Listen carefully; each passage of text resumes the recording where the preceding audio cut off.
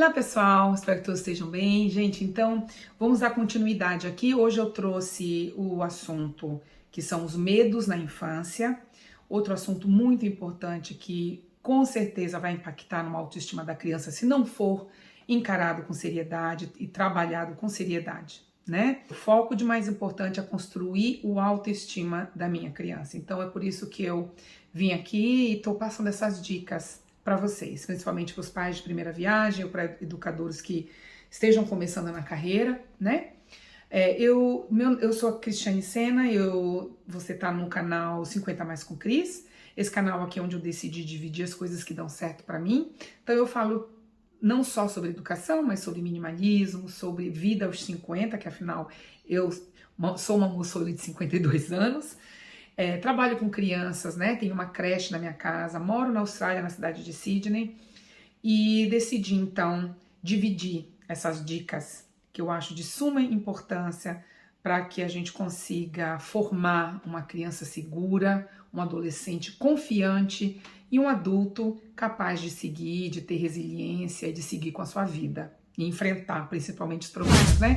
Então, se você tem interesse por esse assunto, me dê um like, faça aí nos comentários de vocês.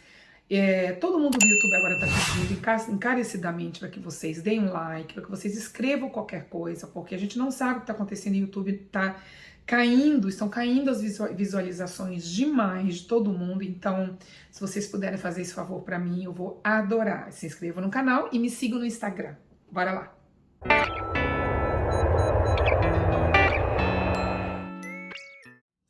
Então, o medo, em geral, né, eu posso dizer que se a gente fosse englobar com uma palavra só, o que na infância acontece? É o medo do desconhecido, né? É onde a criança, pela primeira vez, ela vai ter que enfrentar uma escuridão, ela vai ter que ouvir o barulho de um temporal com relâmpagos, que são barulhos que, imagina, já me assusta e ainda me assusta até hoje com 52 anos. Você imagina uma criança que primeiro, não sabe, não tem ciência de como que é feito esse barulho, o que acontece no ar, né, do encontro com a massa quente e com a massa de ar fria, que acontece isso, quer dizer, nós já entendemos, a gente adulto, nós já sabemos o que causa esse barulho, mas as crianças, elas não têm noção disso ainda. Então, medo de bichos, principalmente de insetos, medo de pessoas estranhas, né? Então, se a gente fosse analisar tudo isso numa única palavra e juntar para uma única palavra, é o desconhecido. A gente não pode, de forma nenhuma, diminuir isso na criança, dizer, é bobagem, deixa de coisa, é só barulho, é só coisa de natureza, barulho da natureza, ou, é um bichinho, né, é uma aranha, é uma barata, é um ratinho, enfim, qualquer coisa. Não dá pra gente tratar desta forma, né, porque isso, a primeira coisa que acontece, eles se sentem bobos, sem qualidade, né? Sem ser valorizados, ou seja, eu tô sentindo isso, ninguém tá nem aí, então eu tenho que descobrir sozinho como resolver esse problema, e a criança fica perdida. Então, quando eles têm essas experiências, não só o medo, né, o desespero que dá neles, e eles, claro, vão ter comportamentos difíceis de lidar. Então eles vão gritar, eles vão pedir socorro, eles vão começar a chorar, normalmente gruda na gente. E ao invés de dizer e mostrar que é uma bobagem, não, a gente tem que explicar. Olha, deixa eu te explicar o que é esse barulho do temporal ou da chuva, né? É porque o ar quente sobe e aí encontra com o ar frio e aí dá esse barulho, mas é só isso. A gente não vê nada. Você vê alguma coisa ou você só ouve? Aí ele fala, não, eu só ouço. Então, uma outra coisa que ajuda depois de explicar é pedir para eles fazerem qualquer barulho. Eu tenho muitos instrumentozinhos de criança aqui de brinquedo, né? E a gente tem aqueles chocalhinhos de mexer e faz tic, tic, tic. E aí, um dos meus, que até hoje ele ainda sofre um pouquinho com temporal, né? Eles chamam de thunder, né? A gente chama de thunder em inglês, que é o trovão. Então, um dia eu olhei para ele e falei assim, tá, então vamos fazer uma coisa, fica aqui com a Cris, Eu já te expliquei que isso não é nada, é só um barulho. Então, toda vez que você se sentir assim, pega o chocalhinho e bota no seu ouvido, tá? Toda vez que vier esse som muito forte, pega o chocalhinho e bate no ouvido que você vai ver que esse barulho vai sumir. Então, na casa dele, a mãe me disse que ela teve que comprar um chocalhinho desse e que agora ele não chora mais, ele não precisa procurar o pai, mas quando começa a chover, ele olha, ele já vai lá pegar o chocalhinho dele. Aí ela me conta que ele vai para cima e para baixo na casa levando o chocalhinho dele, que toda vez que o trovão vem, ele faz assim. Ele tem 4 aninhos, minha gente, acabou de fazer. Logo no início ele chorava, ele grudava na minha perna, e agora não, né? Agora ele já tem esse acessório, que daí com o tempo eu vou trabalhar, porque eu também não quero que ele viva, que ele se forme um adolescente usando chocalho e um adulto usando chocalho, né, minha gente? Mas como ele não chora mais, ele já não entra mais no desespero, então tá tudo bem, nós estamos indo muito bem. Então agora é ir diminuindo esse uso. E é na conversa, gente, é explicando, não tem outra forma, né? Esses medos específicos que eu tô falando, eles são os mais difíceis das crianças superarem. Eles precisam de ajuda para superar. Mas a partir do momento que eles superam, outros que vêm, eles já conseguem encarar de uma forma melhor. Tem algumas pessoas que falam assim, ai Cris, mas também não dá para colocar a criança numa bolha e mostrar para a criança, fazer com que a criança seja Alice no País das Maravilhas. Mas não é isso que a gente quer também, né? Eu digo por mim, tá, minha gente? Eu não sei os educadores aí de outras creches que vocês levam os filhinhos de vocês, mas eu digo por mim. Muito pelo contrário, o autoestima, quanto mais realista nós formos com as crianças, quanto mais a gente explicar o que acontece das coisas para eles, ainda que eles não entendem logo de primeiro, nós temos que manter uma vida mais realista possível, né? Então, eu nunca fui a favor disso. Eu não posso falar alto, não posso gritar com meu companheiro na frente da minha criança. Não é que eu não posso, eu tenho que evitar. Porque isso faz com que a criança tenha um pouco de medo. Violência, nem que seja verbal ou física, muito pior. Na frente de uma criança, você destrói a criança, né? Inclusive, pais e mães de primeira viagem aí que estão começando, né, a entrar nessa jornada, que é uma jornada maravilhosa, prestem atenção. Já está dentro da lei que deixar a criança ver e passar por todo o estresse que a criança passa, de todo nervoso, assistindo uma briga violenta entre pai e mãe, isso é abuso infantil, tá, minha gente? Então, nós temos que começar a entender a parte legal de como é que está funcionando agora, né? Eu acompanho muito essa parte legal no Brasil, que é um pouco diferente aqui da Austrália.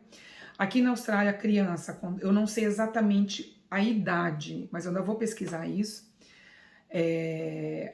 Eles têm uma idade na escolinha que a escola dá para eles um número de telefone e diz para eles e explica para eles.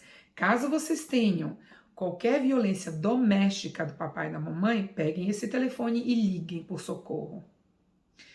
Aí, gente, vocês vão dizer, nossa, mas é um absurdo isso, não é, Cris? Eu acho, gente. Eu acho que é dar um poder desse na mão de uma criança. Eu vejo muito aqui que crianças de 8, 9, 10 anos, elas já ameaçam os pais. Elas pegam o número e falam, olha, se vier eu vou ligar, hein? E é uma proteção que realmente funciona aqui na Austrália, minha gente. Então, eu acho que já é um exagero, sabe? Eu acho assim, eu vou sempre pensar na proteção infantil, vou sempre querer entender o que a gente pode fazer para que isso minimize, para que a gente deixe nossas crianças o mais protegidas possíveis. Agora, dar um telefone desse na mão de uma criança de menos de 10 anos, ou que não é adolescente pelo menos, eu acho um absurdo. Mas é a minha opinião, aqui na Austrália é assim e não tem nada que a gente possa mudar, por enquanto, né? Então é isso, a gente no início, quando elas estão ainda pequenininhas, que elas estão entendendo como é que funciona o mundo, nós temos que ir aos poucos, mostrando a realidade aos poucos, né? Claro, a criança numa creche é a fase da brincadeira, é a fase do lúdico, é a fase da criatividade. E eu sou totalmente contra essa história de tirar isso da criança, nessa fase, né?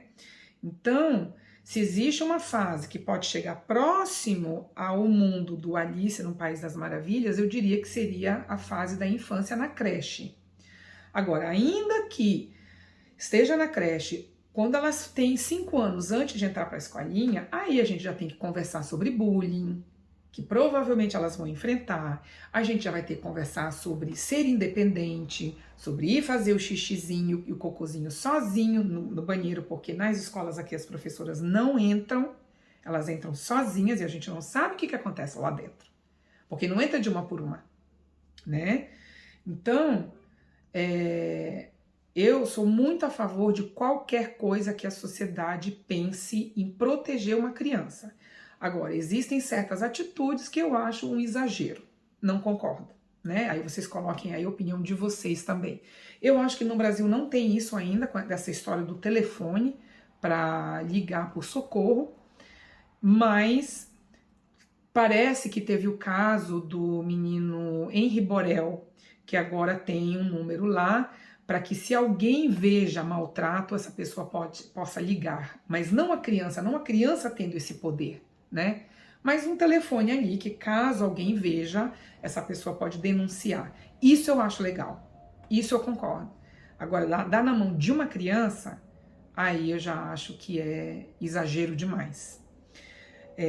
E para fechar, minha gente, essa história do medo, a gente não tem tanta coisa para se falar assim, né? A única coisa que eu vejo é que em alguns momentos, né, porque volto a dizer, pai e mãe não nasceram sabendo, não existe curso para ser pai e mãe. Nós educadores talvez seja a única diferença, talvez uma única vantagem que a gente possa ter um pouquinho além dos pais, é porque nós somos instruídos sobre como lidar com essas crianças. E os medos, eles não podem ser diminuídos, eles não podem ser ridicularizados, porque isso faz só com que a criança se sinta mais insegura, mais incapaz e coloque na cabeça dela de que ela não vai conseguir enfrentar aquilo. Nunca. E aí, minha gente, claro, isso estou dizendo aqui para proteção infantil. Isso não quer dizer que eu fazendo tudo isso que eu estou dividindo com vocês vai dar certo 100%. Não, é o que nós temos que fazer para ajudar. Ela pode começar na escola, vir a ser um adolescente cheio de medos. Aí é uma outra história. Aí sim eu acho que teria necessidade de se ter um psicólogo para ajudar.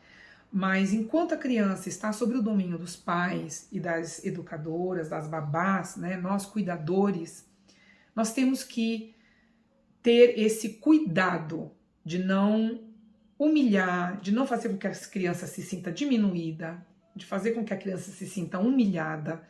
E quando a gente brinca com os sentimentos delas, quando a gente tem uma reação negativa, violenta, isso só destrói a confiança e o autoestima delas, tá bom? Então é isso, escrevam aí qualquer coisa que vocês queiram e a gente se vê então no próximo vídeo. Beijo, tchau pessoal!